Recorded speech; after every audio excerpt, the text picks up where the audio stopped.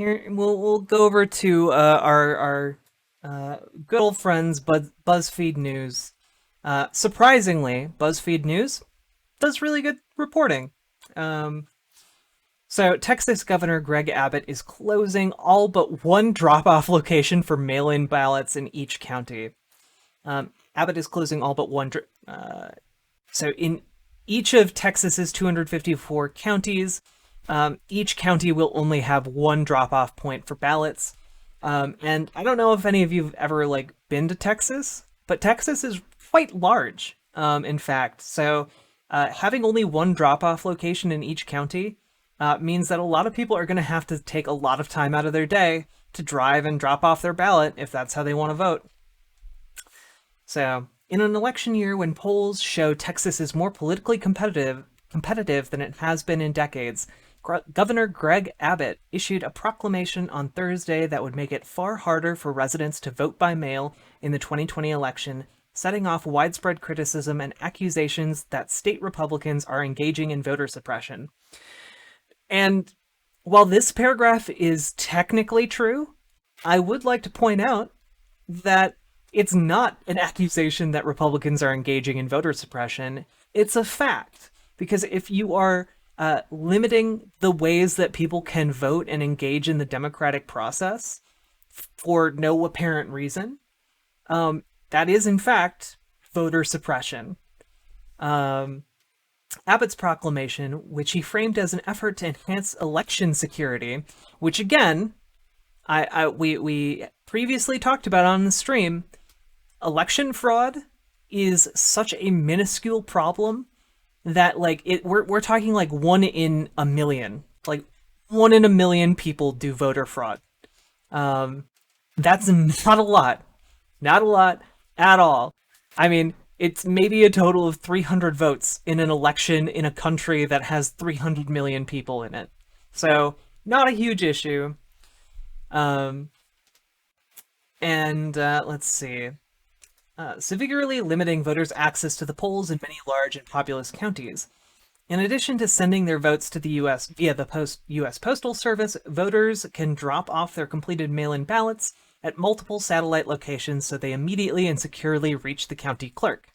Curious. So, Texas, which has been hit disproportionately hard by the U.S. Postal Service's strange retooling efforts that destroyed their mail sorting machines and has disrupted their ability of postal workers to deliver and sort mail, is now shutting down the other ways that people can submit their votes before the actual election day for no apparent reason. Curious. Strange. I wonder why. In Harris County, the state's most populous county and a Democratic stronghold, 11 of 12 of its drop-off locations will close. In Travis County, another predominantly Democratic county, 3 of 4 of its drop-off sites will close. The fight over voting access in Texas comes as polls show it is a potential swing state this year, with Democratic primary Joe Biden's chances of winning almost equal to President Donald Trump's. Now, this has been an interesting, shift over time, because Texas has always kind of prided itself as being, this conservative stronghold, but in recent years, it has been going more blue. And you know why that is? Because more people are moving to its large cities, and as more people move to those large cities, they interact with more people, and they either become more,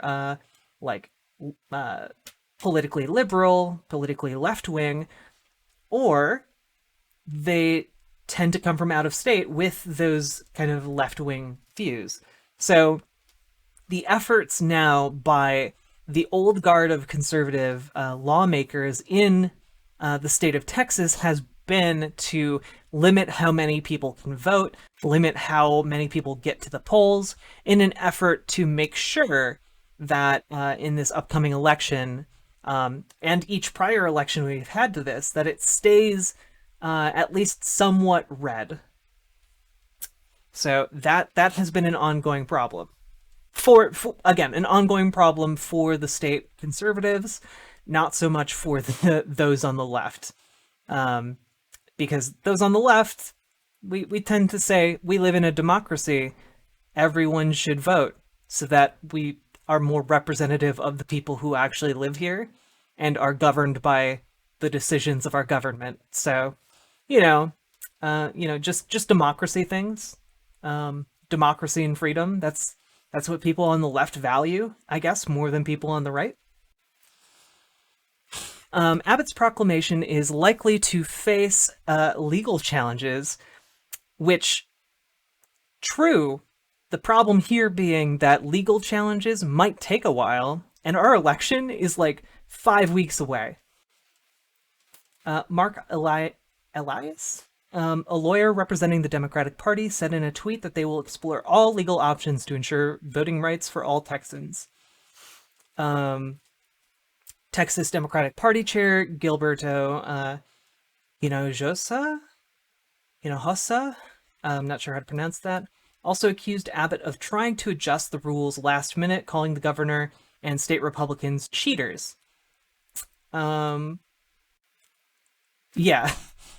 basically, let's read this quote. This is a blatant attempt by Governor Abbott to suppress voters because the Texas GOP is afraid of the ballot box.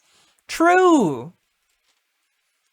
So, yeah, that's basically all this story can be, because the Texas Republicans are just going to say, no, it's not. We need to secure the security of elections. Like, because like people might be abusing the system, so we need fewer ballot boxes for collecting ballots, so we can ensure their security. It's pretty shocking, and surprisingly, not illegal for them to do, which is one of the things that I keep coming back to recently, is that Republicans, for all of their faults, know how to wield power and how to use that power to stay in power, which is not something that the Democrats can do, because the Democrats typically, Democrats adhere to rules.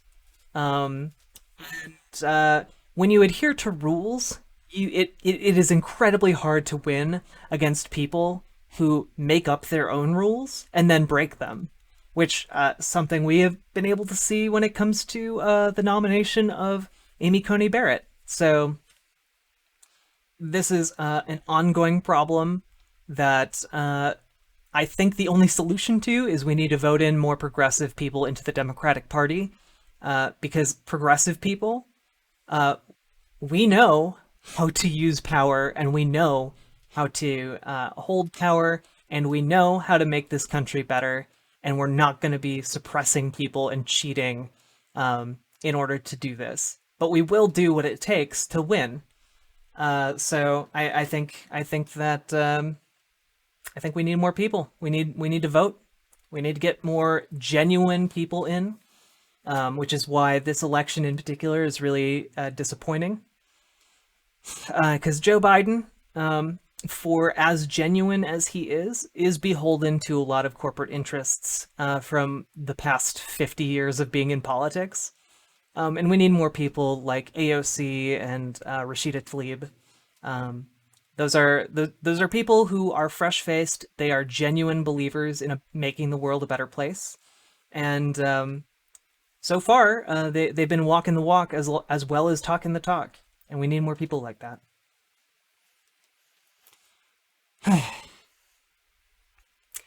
True! Irving Swiftly, election security is just diet racist for law and order. Very true. Also, Katya, it's very, very tempting to go doomer at this point. I recognize that. We live in scary times, and it's really easy, especially if you're kind of coming from like a privileged background, to just like throw up your hands and be like, well, nothing I can do about it, so blah, and go about your daily business and just kind of check out of politics. Unfortunately, I don't think we can do that with this election. Usually, like, it would kind of just be distasteful for people to do that because we need more manpower on the left. In this election, however, we are combating a would-be fascist leader. And this election is not just an election on, do you want milquetoast Democrat, or do you want, funny man reality show president? Like, this election is actually on, do you want democracy? Do you want a flawed but functional democracy? Or do you want an outright fascist who is, at this point, blatantly saying that he is a fascist and that his supporters should arm themselves and get ready to fight? Which is what he's basically said and dog whistled to his supporters at the last debate. We're in scary times, people, so...